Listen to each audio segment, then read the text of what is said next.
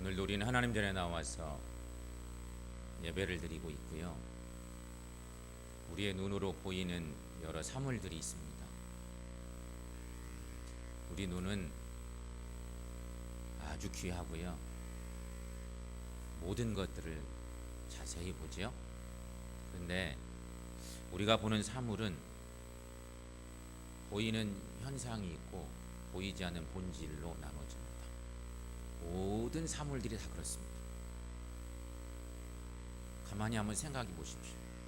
눈에 보이는 모습이 있고 눈에 보이지 않는 더 중요한 본질들이 또 다 있습니다. 하지만 우리는 보통의 경우 보이는 현상에만 관심을 대부분 둡니다. 눈에 보이는 것이 다라고 생각하는 경우가 많기 때문입니다. 사람도 한 사물에 비유해 보면 마찬가지입니다. 사람도 한 사람으로 놓고 볼 경우 보이는 현상이 있고 보이지 않는 본질이 있을 것입니다. 사람에게 보이는 현상이 인상입니다. 인상. 한마디로 말하면. 한번 여러분 이 시간에 심각하게 눈 감고 계시지 말고 그러지 말고 옆 사람을 한번 보실래요? 옆 사람을 살짝 짧은 순간에 한번 이렇게 싹 바라보세요. 자, 한번 바라보시고 웃어주세요. 바라보시면서 이렇게 한번 웃어주시면 돼요.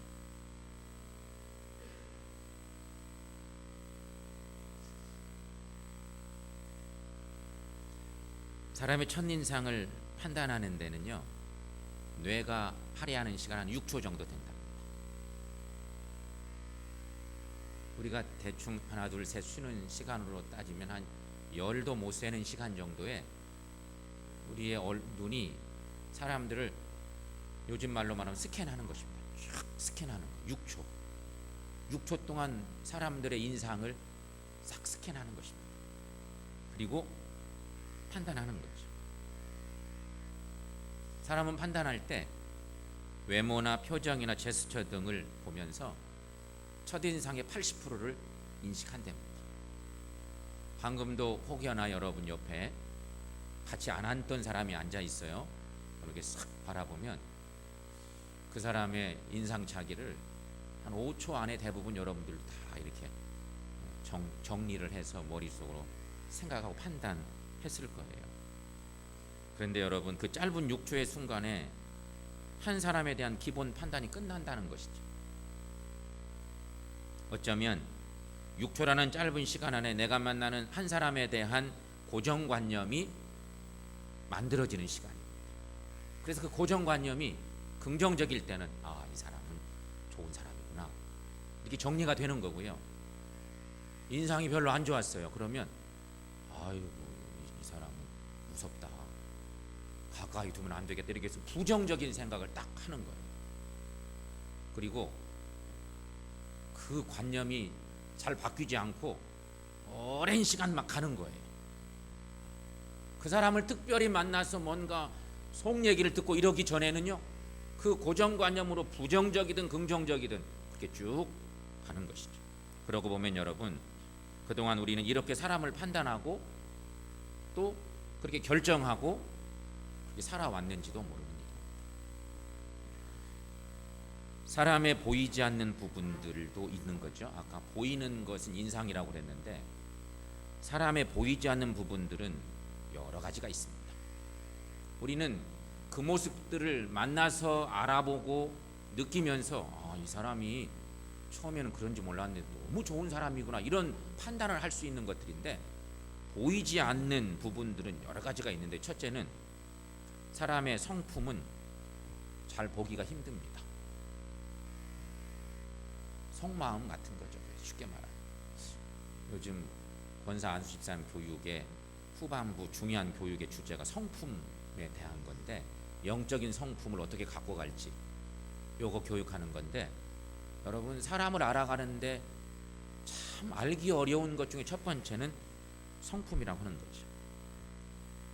결혼한 지 20년, 30년, 40년이 되고 혹 50년 정도 되었어도 감사하게도 5, 60년 살면서도 부부가 함께 살고 있어.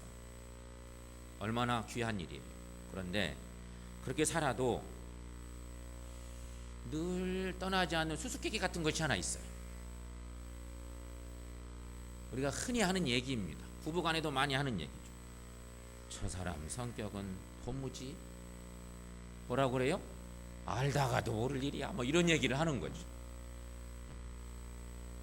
아마 공감 가는 얘기일 거예요.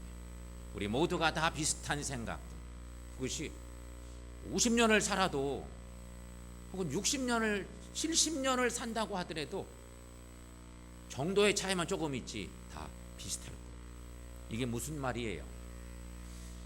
다 알았다 싶은데 가끔씩 보면 전혀 새로운 모습들이 또 생겨나고 이해 안 되는 모습들이 있는 거예요. 그게 성격, 성품인 것이죠. 속사람이기 때문에 그런 것입니다. 또 하나, 사람의 생각 역시 잘 모릅니다. 보통 말이 없이 혼자 지내는 사람들이 있습니다. 아이들도 그렇고 어른이 돼도 그렇고 말이 거의 없이 가만히 있다가 갑자기 한 번씩 사고를 칩니다. 전혀 얘기도 안 하고 있다가 뭐 이상한 사고를 한 번씩 치는 거예요. 그 사고가 돌발적인 사고일 때는 더 문제가 되는데 그런 일이 혹 생기면 우리는 그분이 아이들이건 어른들이건 우리가 흔히 하는 얘기가 그런 얘기지 않겠습니까? 저 친구 머릿속에는 뭐가 들어있는지 모르겠어. 이런 얘기, 그런 표현을 하는 거죠. 도대체 늘 같이 있지만 말도 잘 안 하다가 한 번씩 뻥뻥 사고를 치는 거야. 그러면 그때 하는 표현들은 그런 거죠. 도대체 무슨 생각을 하길래 저런지 몰라. 이런 얘기 하는 거죠. 그 생각을 도무지 모르겠다는 것입니다. 사실은 그 생각은 그 사람만 압니다.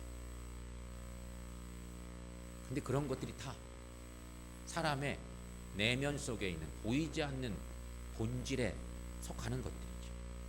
그런가 하면 여러분 또 한 가지 생각할 거, 사람의 믿음도 잘 보기 어렵습니다. 가끔씩 보면 저 사람이 도대체 믿음이 있는 사람인지 모르겠다 싶을 정도의 성도들을 볼 때도 있습니다. 어떤 때는 야, 저분이 저렇게 믿음이 신실하구나 싶어서 감동이 되는 일들도 있습니다.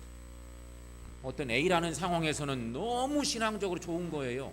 그래서 감동을 주는 거죠. 그런데 상황이 좀 바뀌어서 B라는 상황이 만들어졌는데 그때는 저분이 도대체 믿는 사람인가? 전혀 신앙적이지 못한 불신앙적인 모습들을 확 보일 때 우리는 한마디로 헷갈리는 거예요. 도대체 믿음이 있는 건지 없는 건지. 그럴 수 있는 것입니다. 그래서 여러분 알다가도 모르는 것 중에 하나가 그 사람의 믿음이라 이렇게 말할 수 있다는 것입니다. 우리가 지금 몇 가지 알다가도 모르겠는 것들에 대한 얘기를 했습니다. 이게 사람의 속사람으로 자리 잡은 눈에 보이지 않는 하지만 사람의 본질에 더 가까운 그런 속성들에 대한 얘기입니다. 그런데 여러분 성격도 잘 모르겠고 생각도 잘 모르겠고 그래도 괜찮은데 한 가지만큼은 확실해야 한다고 생각해요. 그래서 믿음입니다. 믿음은 좀 왔다 갔다 안 했으면 좋겠어. 언제 어디서 누가 보더라도 확실하게 보여줄 수 있는 믿음의 아름다움이 있다면 그 사람은 인간적으로도 행복하고 우리 하나님께서 보실 때 우리 하나님이 얼마나 기뻐하시는 믿음의 사람일까. 사랑하는 여러분, 예배하는 우리 모두가 이런 사람, 믿음이 확실한 사람, 하나님을 기쁘시게 하는 사람 될 수 있기를 축원합니다. 사랑하는 여러분, 그렇게 우리가 사람이 되어서 인간으로서 이 땅을 삽니다. 하지만 우리 이 땅을 살면서도 여러 가지 많은 힘든 일들을 경험하는데 인간의 삶에 참으로 중요한 것들이 여러 가지가 있습니다. 살면서 생각해둬야 될 중요한 요소들인데 이런 생각들을 하며 살아야 됩니다. 나는 삶의 기준을 어디에 두고 사느냐? 나는 무엇의 생각에 중심을 두고 사느냐? 나는 행함의 뿌리를 무엇에 내리고 사느냐? 이 외에도 많은 질문들을 할 수 있겠지만 여러분, 이런 질문들은 사람의 속사람을 향한 질문들이에요. 우리는 겉사람에 대한 것들 때문에 너무 많이 신경 쓰지만 사실은 하나님 우리의 속사람을 보시는데, 우리도 다른 사람들의 속사람을 좀 보면 좋겠는데, 그래서 생겨나는 질문들을 굳이 생각을 하면 이런 질문들이죠. 이런 질문들 앞에 나는 어떤 모습인가? 여러분 생각해 보십시오. 현재 OECD 국가들 중에 우리나라가 자살률이 가장 높습니다. 우리나라는 1등하는 것들이 너무 많아요. 그런데 1등에서 자랑스러운 1등도 있지만 1등에서 매우 좀 창피스럽고 세계적으로 볼 때 좀 민망한 그런 1등들도 많은데 자살률도 1등입니다. 우리나라 전체 사망자들 가운데 사망의 원인 중에 1위는 암입니다. 두 번째는 뇌혈관 질환이고, 세 번째는 심장 질환입니다. 전체적으로 그렇다는 것입니다. 네 번째가 자살입니다. 무시무시합니다. 네 번째 있어도. 우리가 그렇게도 무서워하는 암, 뇌혈관 질환, 심장 질환, 이거 무섭지요. 그 다음에 네 번째가 자살이에요. 그런데 더 놀라운 건 우리가 알죠. 우리나라 20대들의 죽음의 첫 번째 원인은 자살이에요. 20대 청춘들, 쉽게 말해서 피 끓는 청춘들이 20대들인데 20대들의 죽음의 원인의 1위는 자살이라는 거예요. 매우 비극적인 일이죠. 여러분, 이렇게 자살률이 높아진 이유, 그것은 우리 사회가 모든 것을 성공제일주의 혹은 물질제일주의로 이미 가고 있기 때문에 나타난 현상. 생각해 보세요. 우리가 잘 살게 되었잖아요.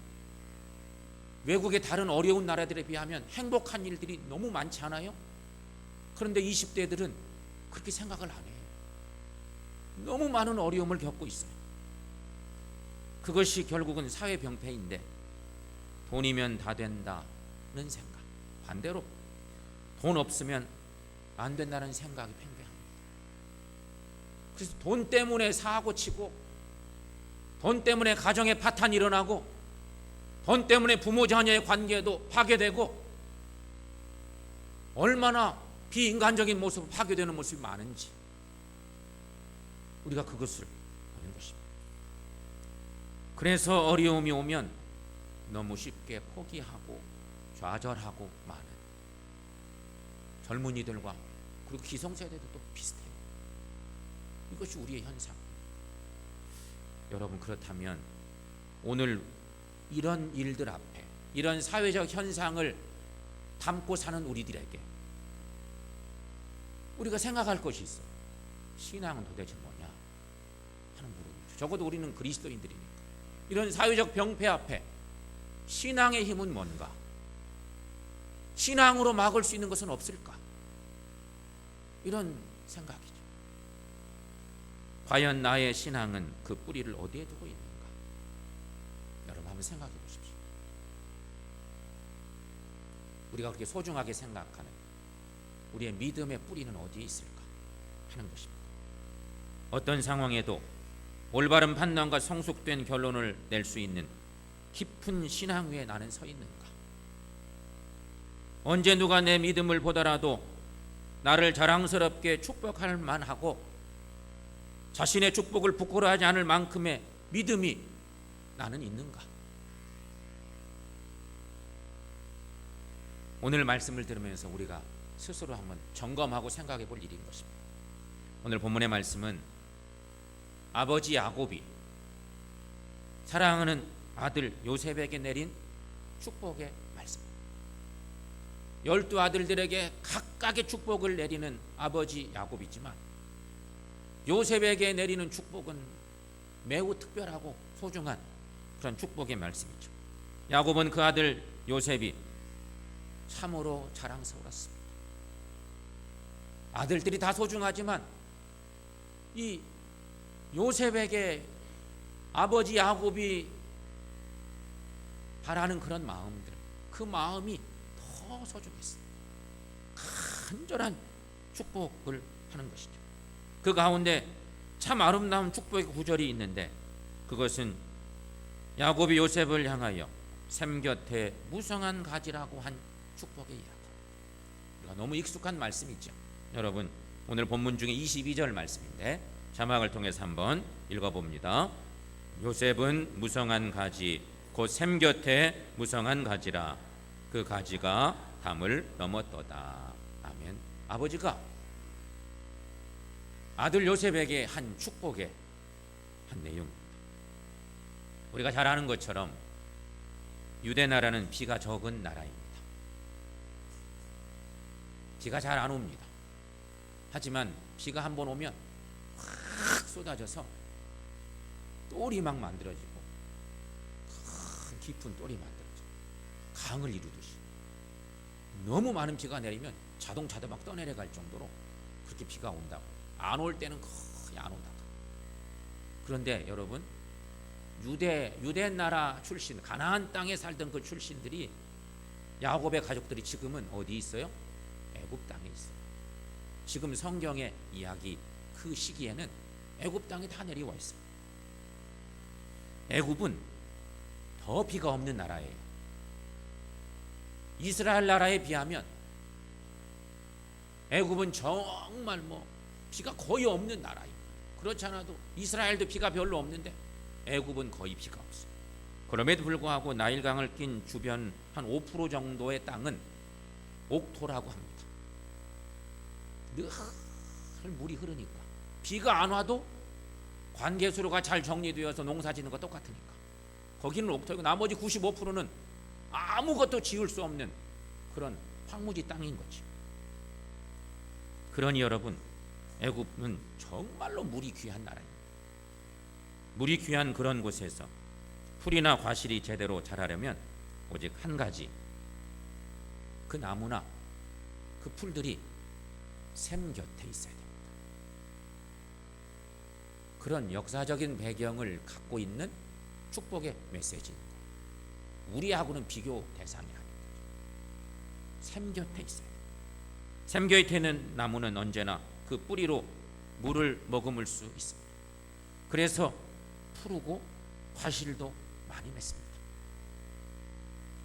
이것은 시편 1편의 시인이 노래한 것 속에서도 발견할 수 있습니다. 오늘 우리가 교동문을 읽었던 그 유명한 시편의 말씀, 시편 1편의 3절 말씀에 이러한 말씀이 있습니다. 여러분 함께 읽습니다. 그는 시냇가에 심은 나무가 철을 따라 열매를 맺으며 그 잎사귀가 마르지 아니함 같으니 그 하는 일이 다 형통하리로다. 아멘. 오늘 야곱은 그 아들 요셉을 축복하며 말하기를, 샘 곁에 있기 때문에 그 가지가 무성하고 담을 넘어 뻗어나가고 있구나, 이렇게 축복하는 거예요. 아들을 사랑하는 아버지의 마음은 얼마나 간절했겠어요. 근데 요셉을 향한 축복의 문구 속에 이런 말씀이 있는 거죠. 샘이 무엇일까요? 여기서 샘에 대한 것을 우리가 생각해보면, 우리 교회 이름은 샘교인데 여러분, 샘이 무슨 의미일까? 샘은 바로 하나님의 은혜와 복을 말합니다. 하나님의 은혜를 받고 그 은혜 속에 살아야 그 영혼이 건강합니다. 이런 영적인 상태를 비유해서 가지가 무성하고 담 너머로 뻗어가는 나무처럼 무성할 수 있다고 표현한 것이죠. 사랑하는 여러분, 우리 모두 하나님의 은혜와 축복 속에 거하는 은혜가 있기를 축원합니다. 지금은 이제 가을이 왔습니다. 정말로 너무도 무더운 여름을 우리가 지냈는데, 한참 무더울 때는 이 더위가 절대 안 물러갈 것 같은 느낌이 들었는데 어느새 그 더위가 물러가고 가을이 왔습니다. 가을이 오면 이내 들판이 누렇게 변하고 나무들마다 과실들을 많이 맺습니다. 이미 과일들이 풍성해지는 때가 되었습니다. 그런데 여러분, 가만히 보면 과일이라도 다 다 맛을 내는 건 아닙니다. 올해는 특별히 비도 잘 안 오고 땡볕에 너무 무더위 때문에 많은 과일들이 낙과하고 달려 있어도 다 못 쓸 과일, 상품성이 떨어지는 과일이 되어서 농민들이 불쌍이고 국가적으로 큰 손해인데, 여러분 똑같은 과일이지만 맛이 다 달라. 그렇죠? 그렇다면 여러분, 맛있는 과일이 되려면 몇 가지 조건이 필요합니다. 첫째는 품종입니다. 품종. 그래서 농부들은 요새 맛있는 과일이 어떤 종류일까 생각하는 거예요. 그 품종을 사다 심어야 돼요. 그래야 상품성이 있고 사람들이 좋아하니까. 같은 사과, 같은 포도라도 그 품종이 무엇이냐에 따라서 시기도 하고 달기도 하고, 사람들이 좋아하는 상품일 수도 있고 그렇지 않은 상품일 수도 있고, 그런 거죠.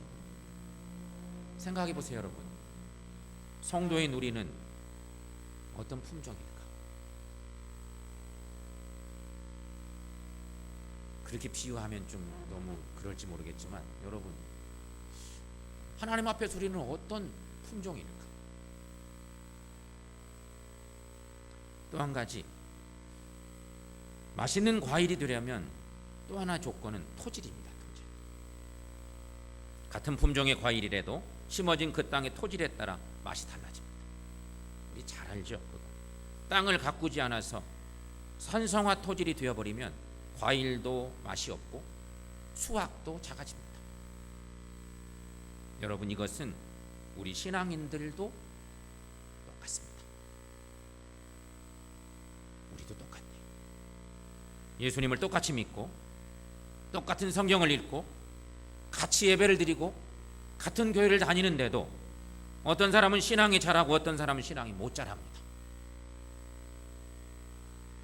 어떤 사람은 교회를 다닐수록, 그리고 직분을 맡을수록 그 신앙의 본질이, 그 신앙의 질이 산성화되어서 신앙의 열매도 없을 뿐만 아니라 남을 힘들게 하는 사람이 있습니다. 따라서 우리는 신앙과 인격의 산성화를 막아야 됩니다. 이거 우리에게 정말 필요해요. 내버려 두면요, 땅이 자꾸만 이렇게 박토가 되는 것처럼 우리의 신앙의 심성도 비슷해요. 노력하지 않으면 자연스럽게 산성화되는 우리 심령이 되는 거예요. 그러므로 여러분, 우리의 신앙과 인격의 산성화를 막아야 합니다.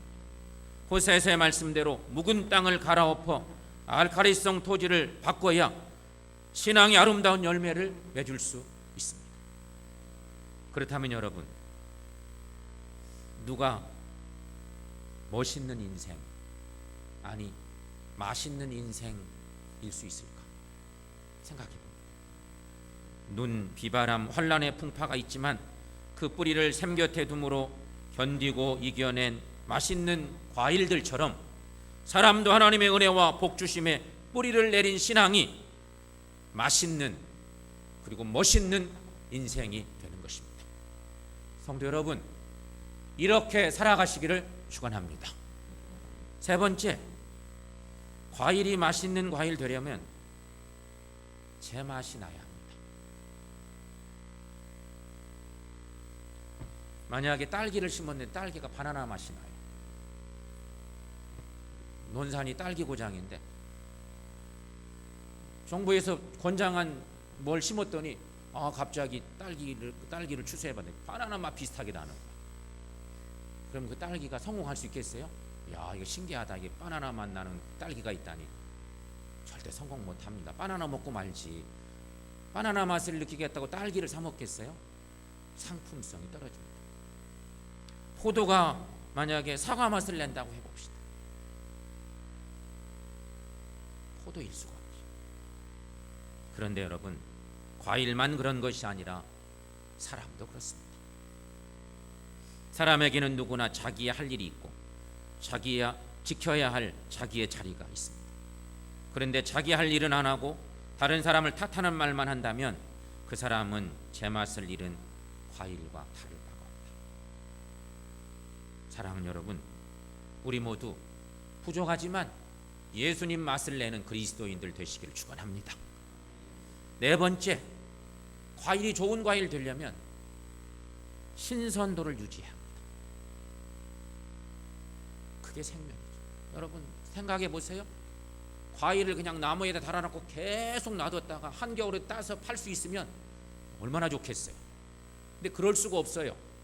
그래서 그 과일이 최고 좋을 때 추수해서 냉동 저장고에 막 넣어놓고 그 저장하는 기술 때문에 온갖 투자를 하지요. 이유는 신선도 때문이에요. 아무리 달고 맛이 있어도 썩은 과일은 가치도 없고 값도 싸집니다. 과일의 생명은 그래서 신선도입니다. 신선도. 사람도 마찬가지입니다.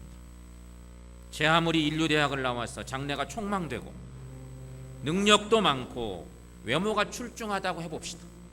사람들이 볼 때 그게 인상인데, 겉으로 보이는 화려한 이력인데 그런 것이 출중합니다. 그런데 문제는 그 사람의 정신과 삶이 썩어 있어요. 정신 이상의 사고방식이. 그러면 사람들이 그 사람을 데려다가 일부러 안 써먹어요. 능력은 출중한데 신선도가 없으니까 과일로 말하면 일꾼이 될 수가 없는 것이죠. 성도 여러분, 요셉의 신앙과 인품은 샘 곁에 심은 나무의 가지처럼 푸르렀다 하는 것입니다. 또한 그 가지가 담을 넘도록 풍성했답니다. 이유는 딱 한 가지입니다. 요셉은 언제나 하나님의 은혜 안에 머물러 있었기 때문입니다. 우리가 요셉을 잘 알죠. 창세기 말씀에서 그가 애굽 땅에 여차저차 가서 죽을 고생했지만 하나님을 잊지 않고 살았어요. 하나님의 은혜 안에 산 거예요. 주변 환경이 정말 어렵고 힘든데 그럴수록 주님 은혜 안에 살았어요. 그런데 나중에 아버지 야곱이 아들을 축복할 때 보니까 딱 맞는 축복의 기도를 해주고 있는 것이죠. 샘 곁에 심겨진 나무는 가뭄이 와도 두렵지 않습니다. 깊은 샘에 그 뿌리를 내리고 있기 때문에 태양이 장렬하고 이글거리면 이글거릴수록 더욱 무성히 자라갈 뿐입니다. 곡식이나 채소나 과일도 다 그런 거지. 물가에 뿌리만 잘 내릴 수 있으면 강한 햇빛이 비출수록 잎사귀가 무성해지고 열매도 튼실해지고 뿐만 아니라 그 당도도 훨씬 더 높아간다. 여러분, 미물 같은 만물도 다 그렇게 살고 그렇게 열매 맺고 창조주 하나님을 높이는 삶을 사는 것이 이 땅의 모든 우주 만물인 거예요. 우리는 어떻습니까? 만물의 영장이란 우리니까 우리는 어떻습니까? 인간이란 하나님의 은혜를 떠나면 뿌리도 마르고 가지도 말라버린 나무처럼 비참해집니다. 이 야곱의 아들 요셉을 향한 축복의 기도를 통해서 우리는 그것을 배웁니다. 그게 성서가 전하는 중요한 진리죠. 그러므로 우리의 신앙은 늘 하나님의 은혜의 강가에 생명의 시냇가에 뿌리 내릴 수 있기를 축원합니다. 특별히 오늘은 총회 남신도 주일로 지키는 귀한 주일입니다. 우리 교회 성도들 중에 사랑하는 우리 남신도 회원 여러분은 언제나 하나님의 은혜 안에 머물 수 있기를 간절히 축원합니다. 사랑하는 성도 여러분, 우리가 예수 믿는 그 믿음을, 우리의 믿음을 반석 위에 세울 수만 있다면 세상의 어떤 시련에도 흔들리지 않을 것입니다. 그러므로 우리의 신앙이 샘 곁에 무성한 가지가 될 수 있기를 축원합니다. 그래서 어지러운 세상 속에서 이기고도 남고 나중에 우리 하나님이 보시기에 딱 맞는 좋은 열매 있고 주님께 기꺼이 드리는 믿음의 삶 살아가는 저 여러분들 모두가 될 수 있기를 축원합니다.